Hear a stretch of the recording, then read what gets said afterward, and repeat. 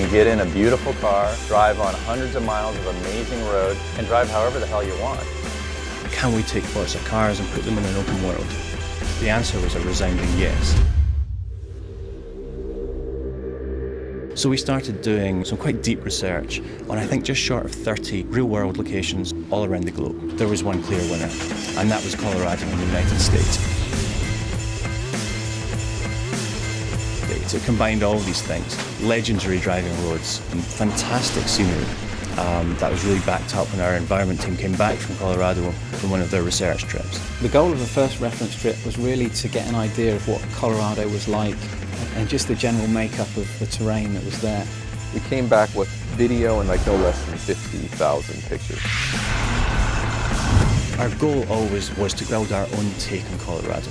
So we cherry-picked all the best bits that the guys had found, put them into a 2D map form initially, and then from that we started building a 3D world. The biggest challenge is finding how to transition from one really diverse looking environment to the next, and that's where our extensive research really came in. That festival, wow, it's sexy every time. The lakeside area, the snow-capped mountains, plains to the foothills and forests and canyons. It's just epic diversity. Red Rock is probably my favourite zone in the game. There's these massive vistas across the entire world. It just looks absolutely stunning.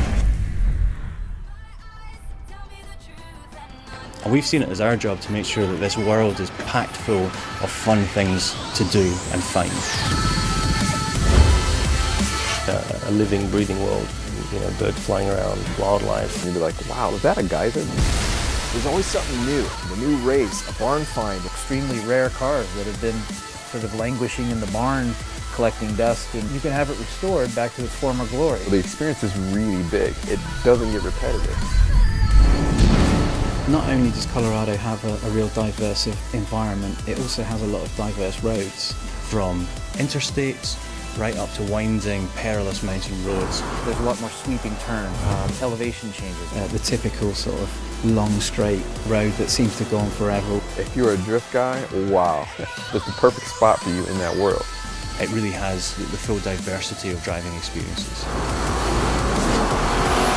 The really cool thing about the AI is the festival drivers, which you encounter out on the roads of Colorado as well. These are other drivers like you who are just hooligans. They're out there tearing the road up. You catch a Koenigsegg or something, you're like, okay, I'm gonna beat this guy this time. And you hit X and challenge that guy, that route pops up, you have no idea where it's gonna be. It's different every time. You can go right, you can go left. You might have seen a shortcut, and the AI will take those shortcuts as well. You miss a turn and hit a dirt road and smash through a fence and come flying out the other side and suddenly be ahead of the guy that you were behind.